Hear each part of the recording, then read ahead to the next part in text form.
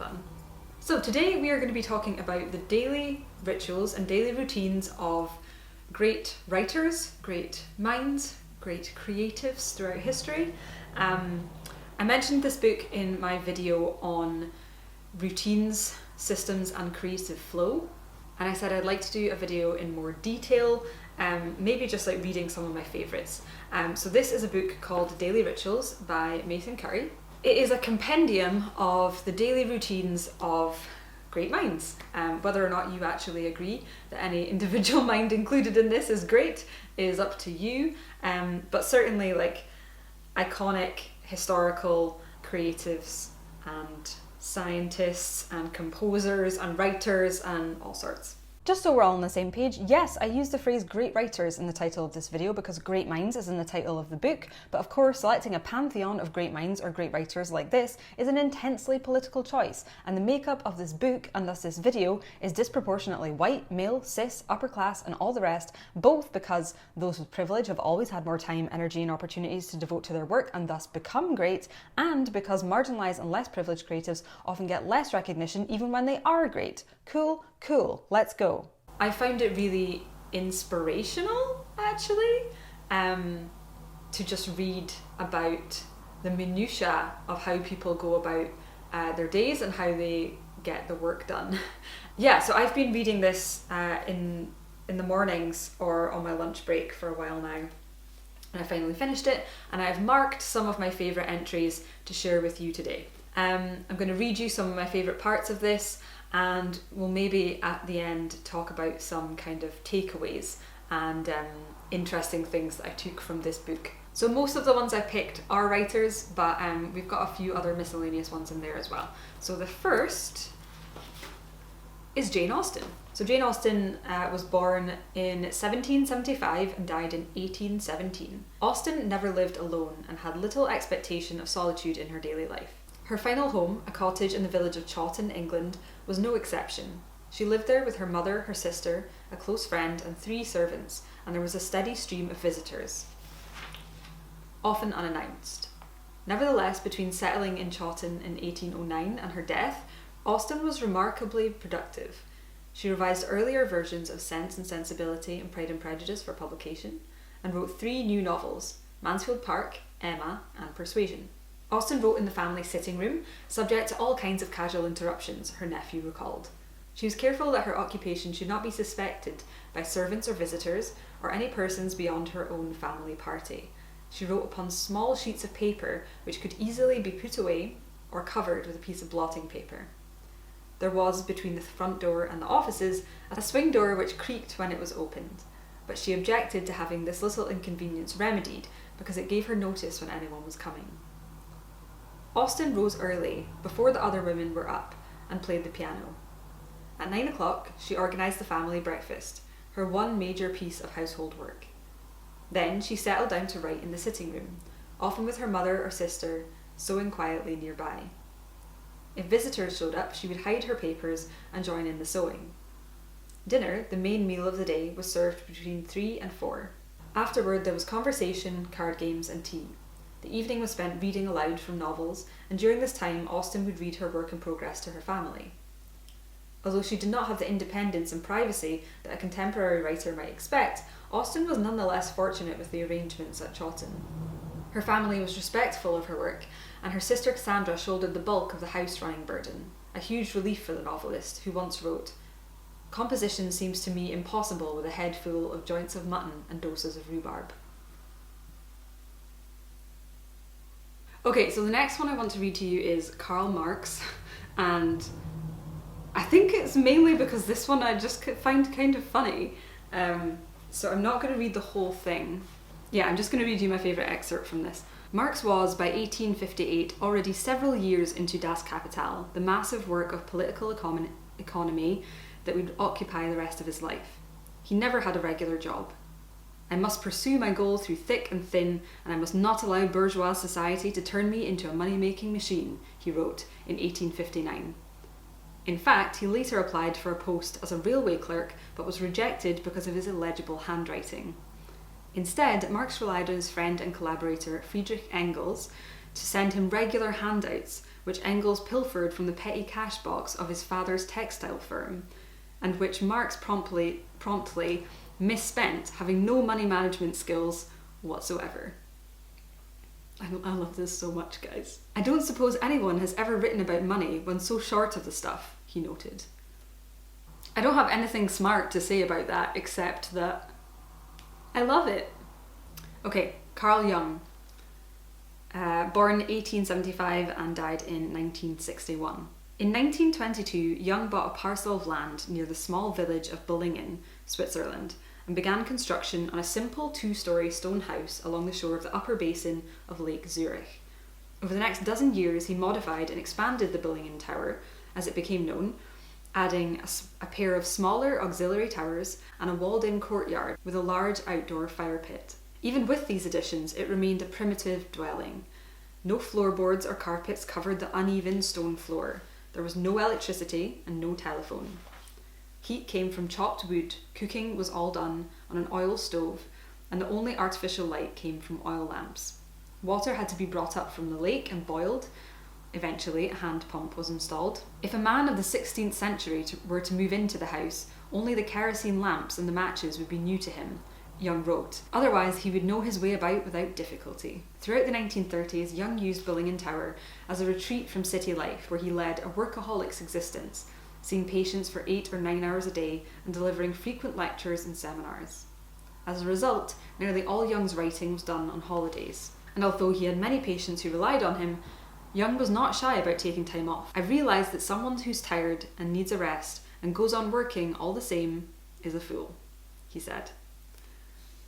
At Billingen, Jung rose at 7 a.m, said good morning to his saucepans, pots and frying pans, and spent a long time preparing breakfast, which usually consisted of coffee, salami, fruits, bread and butter. The biographer Ronald Hayman notes, "He generally set aside 2 hours in the morning for concentrated writing. The rest of his day would be spent painting or meditating in his private study, going for long walks in the hills, receiving visitors and replying to the never-ending stream of letters that arrived each day. At 2 or 3 he took tea. In the evening he enjoyed preparing a large meal, often preceded by an aperitif, which he called a sundowner. Bedtime was at 10 o'clock. At Billingen I am in the midst of my true life. I am most deeply myself," Jung wrote. "I have done without electricity and tend the fireplace and stove myself. Evenings I light the old lamps. There is no running water. I pump the water from the well. I chop the wood and cook the food. These simple acts make man simple, and how difficult it is to be simple." I love this so much. And first of all, I love that he says good morning to his saucepans, pots and frying pans. Love that for him. And also his breakfast sounds fucking great. It sounds like maybe a slightly more healthy version of what I tend to have. Coffee, salami, fruits, bread and butter. And I really like that, so like there's lots of people in this book who are like aristocrats, essentially. You know, they're very well off. A lot of them have servants and stuff. It's nice to read one of these where it's like, he actually took a lot of joy in doing things for himself and taking care of the mundane for himself, which is, again, something I was talking about in my video on systems, routines and creative flow. I spoke a lot about how we take care of the mundane and the domestic and how that impacts our creativity or our work, whatever that might be. Yeah, so this one's just kind of nice and grounded and comforting. Okay, what do we have next? Francine Prose. So something I should mention as well while I go through this is some of these figures I am very familiar with and know a lot of their work. Some of them I've heard of, but I don't know their work. And some of them I literally have no idea who this person is. I've just literally found out about them through this book. This is one of those, Francine Prose. First of all, imagine being a writer and your last name is Prose.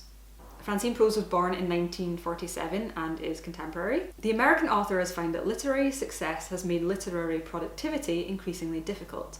She writes, "Back in the day when my kids were little and I lived in the country and I was an unknown novelist, I had a schedule so regular that it was practically Pavlovian and I loved it."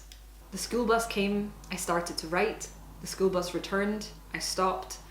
Now that I'm in the city and my kids are grown, and the world, it seems, will pay me to do anything but write, or in any case, para-literary activities often seem more lucrative and frequently more seductive than actual writing. My routine is more haphazard. I write whenever I'm able, for a few days or a week or a month if I can get the time. I sneak away to the country and work on a computer that's not connected to the internet and count on the world to go away long enough for me to get a few words down on paper, whenever and however I can. When the writing is going well, I can work all day. When it's not, I spend a lot of time gardening and standing in front of the refrigerator. I love this one because the idea of the world, it seems, will pay me to do anything but write. Girl, I can relate to that. This is something that I've discussed with my friend Kirsty Logan, about writing, which is that the more things there are to do in terms of paid work around writing, but that aren't the writing itself, the harder it gets to actually do the writing. And for me, that is making videos like this, which I love doing, but does sometimes start to overshadow my writing, and running and teaching, so running the Story Magic Academy and stuff. And so like I just relate to the struggle to find balance with those. And this is a recurring theme, of course, throughout the entire book, is that you see how people make their living, and that it's often not through the creative work or the work that they are well known for. Yeah, I think we get this idea that when we hear of one of like the greats who's really well known for their work, it's easy to picture them or their entire life as revolving around that work, and assuming that they made their living purely through that work. And what you realise on reading this is that so many people didn't make their living through work that is widely considered to be enduring or of high quality, which was really influential, which changed an art form or a medium even. So the next one, this is just going to be a short quote from John Adams, who again is contemporary, born in 1947. My experience has been that most really serious creative people I know have very, very routine and not particularly glamorous work habits, Adam said in a recent interview. Because creativity, particularly the kind of work I do, which is writing large-scale pieces, either symphonic music or opera music, it's very labour-intensive, and it's something that you can't do with an assistant. You have to do it all by yourself. Yeah, so this is another theme that's kind of echoed throughout various entries in the book, which is that a lot of the most seriously creative-driven people have very strict or very everyday routines. The way they go about the work actually isn't particularly glamorous. And the next one is William James, who was a psychologist, I believe. Born 1842, died 1910. In April 1870, a 28-year-old James made a cautionary note to himself in his diary. "Recollect," he wrote, "that only when habits of order are formed can we advance to really interesting fields of action, and consequently accumulate grain on grain of wilful choice like a very miser, never forgetting how one link dropped undoes an indefinite number." The importance of forming such habits of order later became one of James' great subjects as a psychologist. In one of the lectures he delivered to teachers in Cambridge, Massachusetts in 1892, and eventually incorporated into his book Psychology, a Briefer Course, James argued that the great thing in education is to make our nervous system our ally instead of our enemy. The more details of our daily life we can hand over to the effortless custody of automatism, the more our higher powers of mind will be set free for their own proper work. There is no more miserable human being than one in whom nothing is habitual but indecision, and for whom the lighting of every cigar, the drinking of every cup, and the beginning of every bit of work are subjects of express volitional deliberation. James was writing from personal experience. The hypothetical sufferer is, in fact, a thinly disguised description of himself. For James kept no regular schedule, was chronically indecisive, and lived a disorderly, unsettled life. As Robert D. Richardson wrote in his 2006 biography, James on habit, then, is not the smug advice of some martinet, but the too late learned, too little self-knowing, pathetically earnest, hard-won crumbs of practical advice offered by a man who really had no habits, or who lacked the habits he most needed, having only the habit of having no habits, and whose life was itself a buzzing, blooming confusion that was never really under control. Nevertheless, we can summarise a few of James's tendencies. He drank moderately and would have a cocktail before dinner. He stopped smoking and drinking coffee in his mid-30s, although he would cheat with the occasional cigar. He suffered from insomnia, particularly when he was deep into a writing project, and beginning in the 1880s he used chloroform to put himself to sleep. Before bed, if his eyes weren't too tired, he would sit up and read till 11 or midnight, which he found very much enlarges the day. In his later years, he took a nap every afternoon from 2 to 3. He procrastinated. As he told one of his classes, "I know a person who will poke the fire, set chairs straight, pick dust specks from the floor, arrange his table, snatch up a newspaper, take down any book which catches his eye, trim his nails, waste the morning anyhow, in short, and all without premeditation, simply because the only thing he ought to attend to is the preparation of a noonday lesson in formal logic, which he detests." There's so much interesting stuff here, I think. That last paragraph about how he procrastinated and avoiding the preparation of a noonday lesson in formal logic, which he detests, that to me is just like, babe, that's my uni experience, except of course I wasn't lecturing, I was going to the noonday lesson in formal logic. But this, I think, really hits on, and again I keep linking everything back to that other video that I did on routines and creative flow, because I think, well, a lot of what I spoke about in that video was inspired by this book as well. I really love what he's saying about the more of the details of our daily life we can hand over to the effortless custody of automatism, the more our higher powers of mind will be set free for their own proper work. And then what he describes about the indecision and having to make every tiny decision of like when you're going to drink a cigar, when you're going to have a cup of tea, when you're going to begin work. That to me is exactly what I was describing about not having a morning routine and thinking about all the things I had to do of a morning and being paralysed by the indecision of which order in which to do them in. And so to me that is really the power of routines and habits, is handing them over to automatism, handing them over to autopilot, which frees up our mind to think about the stuff that we really want to think about. Yeah, and I find him very obviously down to earth and relatable. I love that this is a person who was like really passionate about talking about habits, but really struggled with them. So I am really hungry. I might have to take a break and get lunch. So next we're going to do Franz Kafka.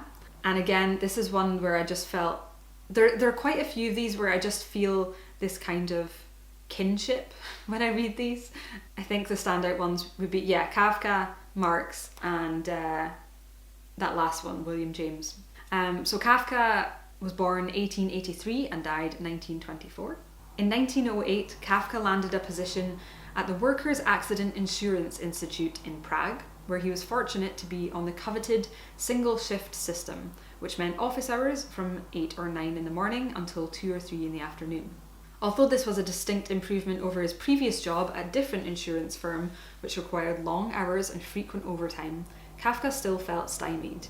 He was living with his family in a cramped apartment where he could muster the concentration to write only late at night when everyone else was asleep. As Kafka wrote to Felice Bauer in 1912, "Time is short, my strength is limited, the office is a horror, the apartment is noisy, and if a pleasant, straightforward life is not possible, then one must try to wriggle through by subtle manoeuvres." In the same letter, he goes on to describe his timetable. From 8 to 2 or 2:30 in the office, then lunch till 3 or 3:30. After that, sleep in bed, usually only attempts. For a whole week I saw nothing but Montenegrins in my sleep in extremely disagreeable clarity, which gave me headaches. I saw every detail of their complicated dress. Till 7:30. Then 10 minutes of exercises, naked at the open window. Then an hour's walk alone with Max, or with another friend, then dinner with my family. I have 3 sisters, one married, one engaged. The single one, without prejudicing my affection for the others, is easily my favourite. Then at 10:30, but often not until 11:30, I sit down to write, and I go on, depending on my strength, inclination and luck, until 1, 2 or 3 o'clock, once even 6 in the morning. Then again exercises as above, but of course avoiding all exertions, a wash, and then usually with a slight pain in my heart and twitching stomach muscles, to bed. Then every imaginable effort to get to sleep, i.e. to achieve the impossible, for one cannot sleep. Rachael even demands dreamless sleep, and at the same time be thinking about one's work and trying to solve with certainty the one question that certainly is insoluble, namely whether there will be a letter from you the next day, and at what time. Thus the night consists of 2 parts, one wakeful, the other sleepless, and if I were to tell you about it at length and you were prepared to listen, I should never finish. So it's hardly surprising if, at the office the next morning, I only just managed to start work with what little strength is left.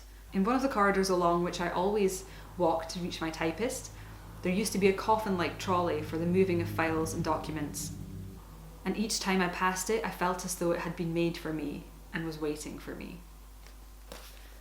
I love this emo bitch, but also particularly the quote, "Time is short, my strength is limited, the office is a horror, the apartment is noisy, and if a pleasant, straightforward life is not possible, then one must try to wriggle through by subtle manoeuvres." It's just great. Is it time for lunch? Perhaps. You guys, I'm not even like halfway through all of these. How long is this video going to be?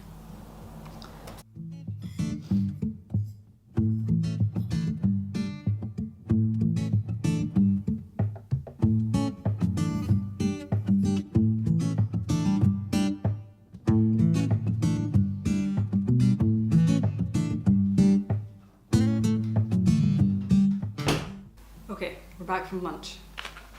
Igor Stravinsky, born 1882 and died in 1971. I'd get up at about 8, do physical exercises, then work without a break from 9 till 1, Stravinsky told an interviewer in 1924.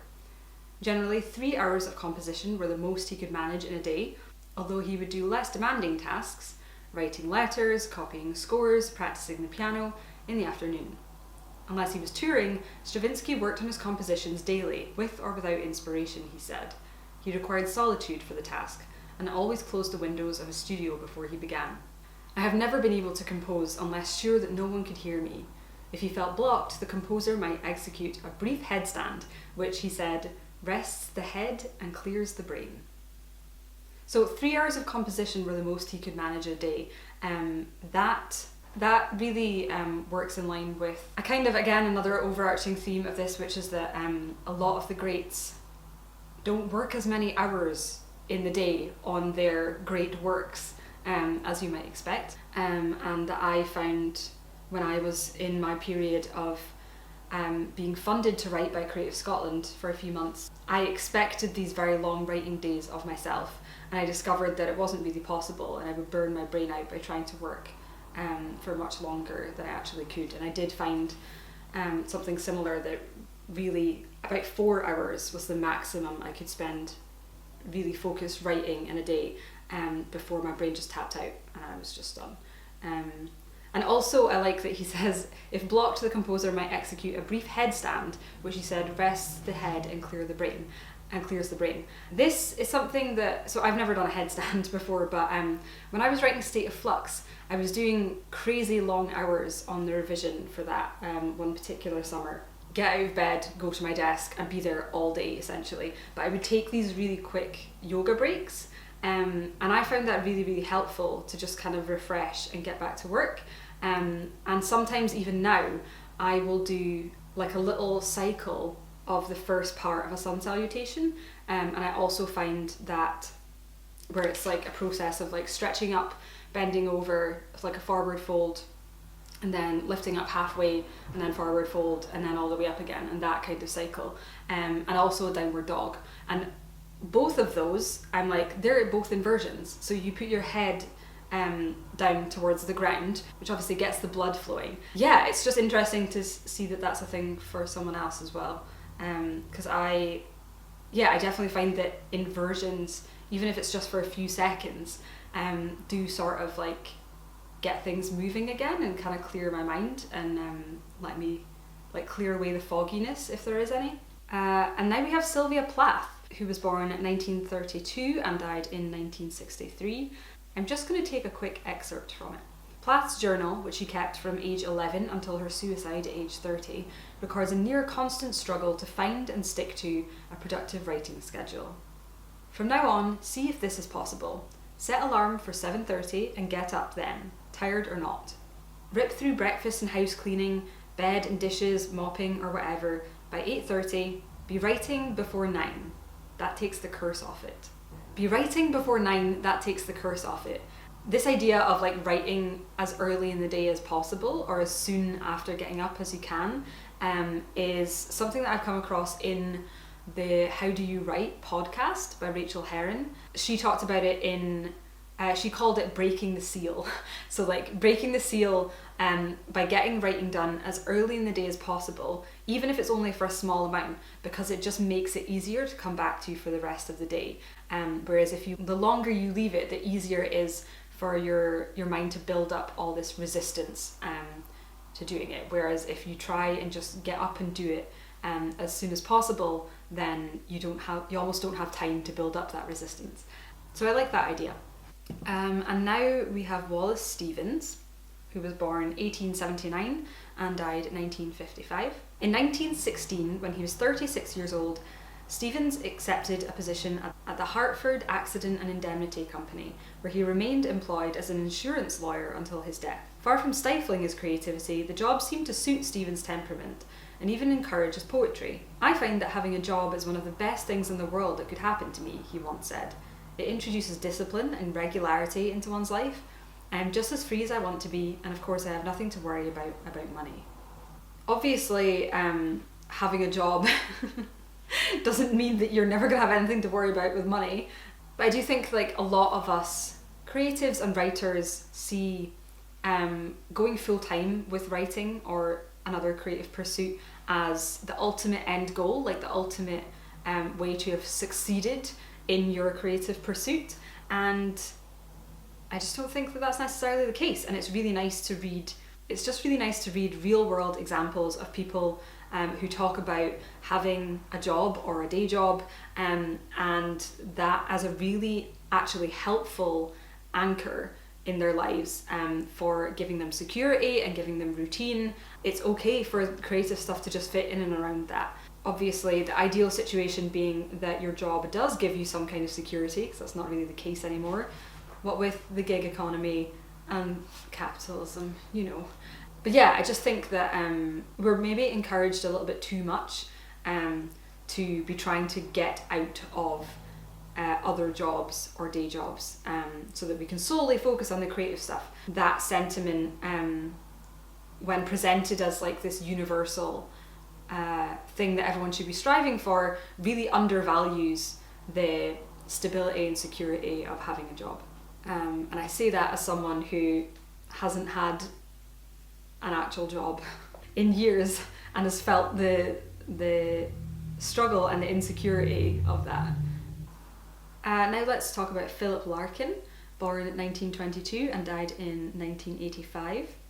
Larkin worked as a librarian for almost his entire adult life, realising early on that he would never be able to make a living from his writing alone. I was brought up to think you had to have a job and write in your spare time, like Trollope, he said. Although he admitted to wondering what would have happened had he been able to write full time, he also thought that 2 hours of composition in the evenings, after dinner and the dishes, was plenty. After that, you're going round in circles, and it's much better to leave it for 24 hours, by which time your subconscious or whatever has solved the block and you're ready to go on. So yeah, that one kind of just hits both of these, that having a day job and keeping a day job doesn't make you less of a writer or less of a creative, and also that just a couple of hours a day, I say just a couple of hours a day can actually be preferable to having full days to dedicate to writing. Very quick quote from William Styron here, born 1925 and died 2006. So the first line of this is deeply #relatable. Let's face it, writing is hell. Styron told the Paris Review in 1954, I get a fine warm feeling when I'm doing well, but that pleasure is pretty much negated by the pain of getting started every day. To minimise the pain, Styron evolved an unusual daily routine. He would sleep until noon, then read and think in bed for another hour or so before lunch with his wife at 1:30. In the early afternoon, he ran errands and dealt with the mail, then began the slow process of easing into work mode. Listening to music was a key part of this transition. I often have to play music for an hour in order to feel exalted enough to face the act of composing, he said. By 4, he was ready to move to a study for his daily 4 hours, which would typically yield only about 200 or 300 words. At 8, he would join his family and friends for cocktails and dinner, after which he would smoke, drink, read and listen to music until 2 or 3 in the morning. William, you're a man after my own heart. Oh, big one. Big one. Let's talk about Charles Dickens, bitches. Dickens, born 1812 and died in 1870. Dickens was prolific. He produced 15 novels, 10 of which are longer than 800 pages, and numerous stories, essays, letters and plays. But he could not be productive without certain conditions in place. First, he needed absolute quiet. At one of his houses, an extra door had to be installed to his study to block out noise, and his study had to be precisely arranged, with his writing desk placed in front of a window, and on the desk itself his writing materials, goosequill pens and blue ink, laid out alongside several ornaments, a small vase of flesh flowers, ho, that's a different vibe, a small vase of fresh flowers, a large paper knife, a gilt leaf with a rabbit perched on it, and these are my favourite bits, guys. This is what he needed on his writing desk to write. 2 bronze statuettes, one depicting a pair of fat toads duelling, the other a gentleman swarmed with puppies. Dickens needed statuettes of toads dueling and a man swarmed with puppies to write. That is like the best shit I've ever heard. Dickens' working hours were invariable. His eldest son recalled that no city clerk was ever more methodical or orderly than he. No humdrum, monotonous, conventional task could ever have been discharged with more punctuality or with more businesslike regularity than he gave to the work of his imagination and fancy. He rose at 7, had breakfast at 8, and was in his study by 9. He stayed there until 2, taking a brief break for lunch with his family, during which he often seemed to be in a trance, eating mechanically and barely speaking a word before hurrying back to his desk. On an ordinary day, he could complete about 2,000 words in this way, but during a flight of imagination, he sometimes managed twice that amount. Other days, however, he would hardly write anything. Nevertheless, he stuck to his work hours without fail, doodling and staring out the window to pass the time. Promptly at 2 p.m, Dickens left his desk for a vigorous 3-hour walk through the countryside or the streets of London, continuing to think of his story and, as he described it, searching for some pictures I wanted to build upon. I love that because it is the idea of like observing real life to incorporate it into your writing, which is something I really wish that I could do, or that I would do more of again. Returning home, his brother-in-law remembered. He looked the personification of energy, which seemed to ooze from every pore as from some hidden reservoir. Dickens' nights, however, were relaxed. He dined at 6, then spent the evening with family or friends before retiring at midnight. Honestly, reading that makes me want to read a lot more Dickens, because I'm like, this is my kind of dude. Okay, next we have Nathaniel Hawthorne, who I believe wrote The Scarlet Letter, which I studied at one point. Correct me if I'm wrong. Born 1804 and died 1864. And the only part that I want to share with you from this is at sunset he went for a long walk, from which he returned late in the evening to eat a bowl of chocolate crumbled thick with bread. That's not the end of the sentence, but what is chocolate crumbled thick with bread? What is this food, Nathaniel? This is a bowl. I'm just imagining like a bowl with, I know it was like the 1800s, so I know it's not going to be like squares of dairy milk, but all I can see in my head is a bowl with individual squares of dairy milk, and like croutons or like bits of bread torn up, and I'm just eating it with a spoon. And what do you say about that? Okay, next we're going to do Pyotr. Okay, this is a Russian name, so we're going to try. Pyotr. It's fucking Tchaikovsky, alright? It's Tchaikovsky. Tchaikovsky, born 1840 and died 1893. In a letter to von Meck, Tchaikovsky provided a valuable glimpse of his process. The seed of a future composition usually reveals itself suddenly, in the most unexpected fashion. If the soil is favourable, that is, if I am in the mood for work, the seed takes root with inconceivable strength and speed, bursts through the soil, puts out roots, leaves, twigs, and finally flowers. I cannot define the creative process except through this metaphor. All the difficulties lie in this, that the seed should appear, and that it should find itself in favourable circumstances. All the rest happens of its own accord. It would be futile for me to try to express to you in words the boundless bliss of that feeling which envelops you when the main idea has appeared and when it begins to take definite forms. You forget everything. You are almost insane. Everything inside you trembles and writhes. You scarcely manage to set down sketches. One idea presses upon another. I don't think this is a particularly original metaphor for the creative process, the idea of it starting, the original idea starting as a seed and it growing a plant or a tree. I don't think it's a particularly original metaphor, but it's one that I really like and it's one that I use myself. This is actually why in my story magic system for writing and plotting, which I teach in the academy, we have an entire lesson on story seeds, and we use that same kind of framework of the first story idea as the seed and everything we do beyond that as being growing the seed, building on it, nurturing it, watering it. So next we have Georgia O'Keeffe, born 1887 and died in 1986, and I'm just going to read a short excerpt from this one. Living in the New Mexico desert, where she made her permanent home from 1949 until her death, O'Keeffe had no trouble finding the solitude that she craved. Most days she took a half-hour walk in the early morning, keeping an eye out for rattlesnakes on her property, which she would kill with her walking stick. She kept their rattles in a box to show to her visitors. Then there would be breakfast at 7, prepared by O'Keeffe's cook.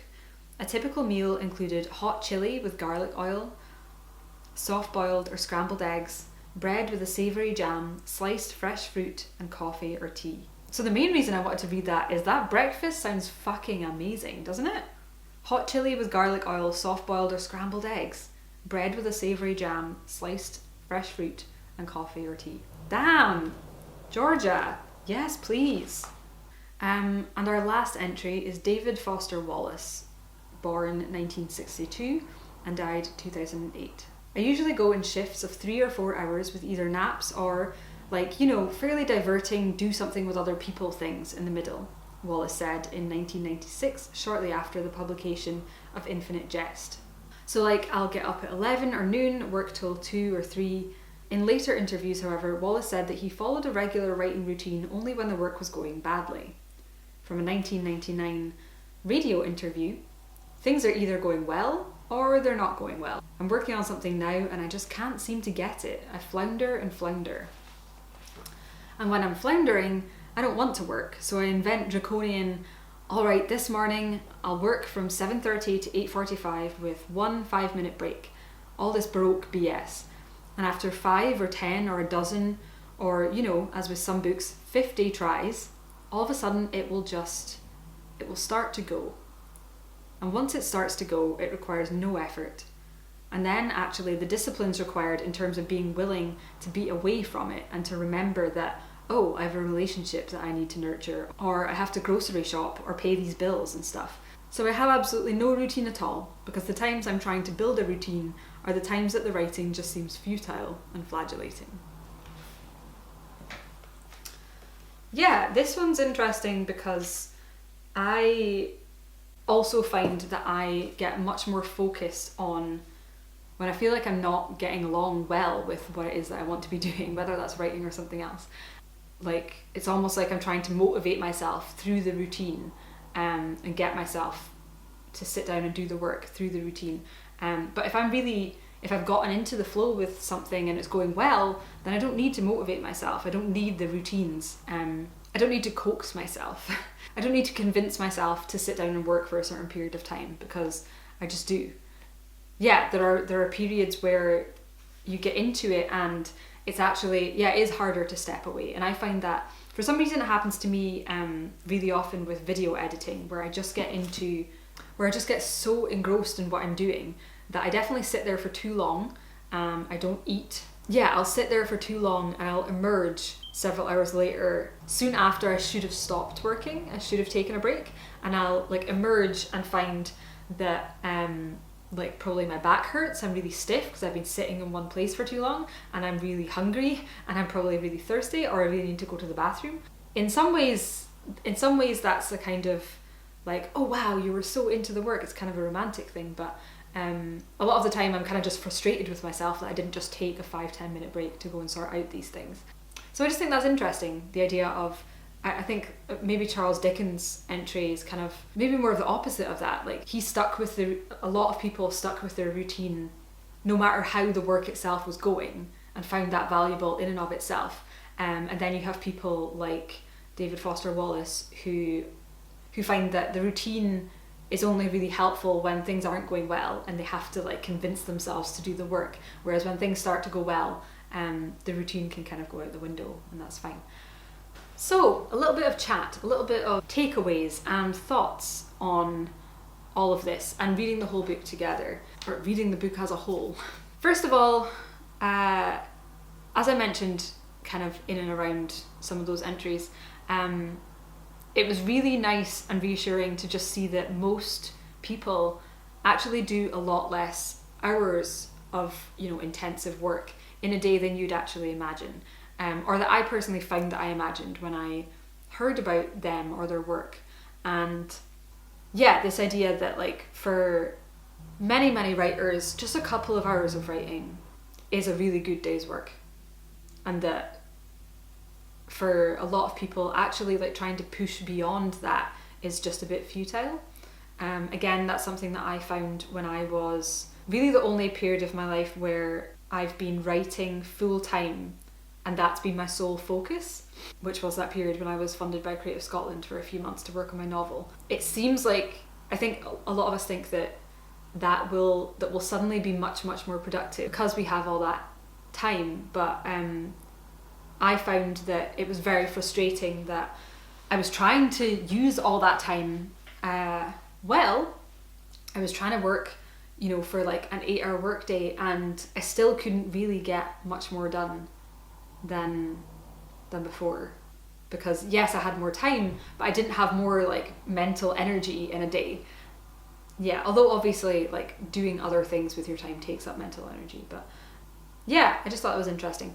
So yeah, there's that, and there's how many people I thought of. So take like Kafka for instance. I've only studied Metamorphosis in comparative literature back in uni. That's the only Kafka that I've read, but obviously it's fucking Kafka. Like everyone's at least heard the name. He's one of those people that is like held up as an incredibly important writer, and I think when you study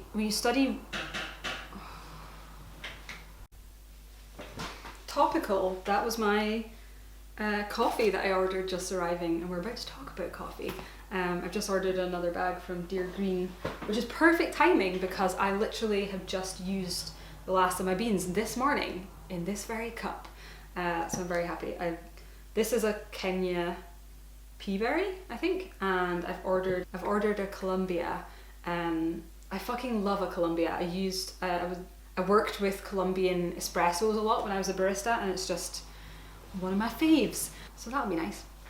What was I saying?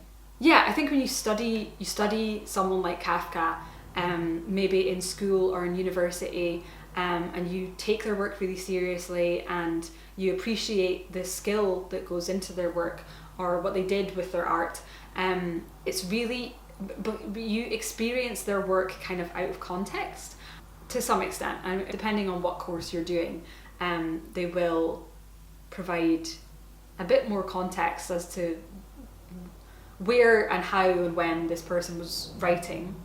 But like, Kafka worked in insurance. Who knew? Like, I mean, I'm sure there are a lot of people that knew, but that to me is it's just really grounding and comforting, and interesting to me to take, you know, this huge iconic historical writer and bring them into real life, and to know that like their work is so influential, but they weren't doing it full time. They were working it in and around making a living, as many of us do. That is something that is kind of hit home over and over again throughout this book, which I really loved, and it just like releases this pressure, I think, that we have to feel like we're not real writers unless we have these kind of like mythical lives where writing is the top focus, and we can give it our full attention all the time. And the other thing I wanted to say about this book is that as you probably noticed from the way I read through those, I particularly really liked hearing what foods people ate. That was just, I mean, I like food and it's just interesting. I love a breakfast and I love a morning routine, so it's no surprise really that those parts interested me. But I also loved hearing about what people drank. I really loved hearing specifically about coffee. Like, I think I knew in a kind of abstract way that people have been drinking coffee forever. Like, people have been drinking it for a long time. I don't know enough about the history to know like when it started to become a drink. But it was kind of amazing to actually see it in so many routines, seeing it as this through line of all these different creatives throughout history, all kind of starting their days with coffee. Seeing that was kind of magical, and hearing like little details here and there on how people made their coffee or how they took their coffee, how much of it they drank in a day, all of that just, I don't know, like I think the idea of like coffee as how it relates to creativity, morning routines, productivity, all that, it's basically a cliche at this point. It's not a new idea or a new association by any means, but I guess I still think of it as something quite modern, and it was really cool to see, you know, people from like hundreds of years ago, who lived these totally different lives that I can often like barely imagine or can't really relate to, and to have this through line, this thread of I start my day with coffee as well. It started to feel like this kind of like rich tradition, which was just really interesting and kind of heartwarming if you are as coffee obsessed as I am. So I hope you enjoyed this little journey through some daily routines and daily rituals with me. If you like this video, I have a couple of things that you might be interested in. The first is that I have a free 7-day course on the plot embryo, which is also known as the story circle, which is my method, or the method I use for plotting out all the stories that I work on. You can grab that free course if you go to rachaelstevens.com/plot. I also do a monthly live stream. Sometimes it is a writing session where we all write together and we do sprints. Sometimes it's just chatty and I'm talking about a particular topic that I'm interested in, or we do Q&As. We mix it up month to month, but you can join that for $2 a month by going to patreon.com/rachaelsteven. And finally, I just have one other thing to share with you. I'm actually in the process right now of putting together a new workshop. It's going to be a workshop called the Story Toolkit, I think. And in it I'm going to be sharing the 4 tools in my writing toolkit, including my writing bullet journal and some other notebooks that I use. And I'll be showing you how I use them and my workflow for capturing, organising and writing my ideas. So registration for that isn't live yet, but just keep an eye out because that's going to be coming soon as well. Okay, cinnamon bun, until next time, I'll see you later. There's no... That's going to get annoying, isn't it? Large scale. How many times are you going to see me flinch at that beep and get frustrated at the next line? Let's see, we'll count over the course of this video. Do physical I wish you would stop. I'm like self-conscious about my own accent now, just in reading. What's that about? Can I manage cross-legged on this? Guess we'll find out. Ah! My landlord was meant to be coming over last week to sort out the smoke alarm. My workflow... Landlords, am I right? Haha! Oh yeah, lumbar support. That's the stuff.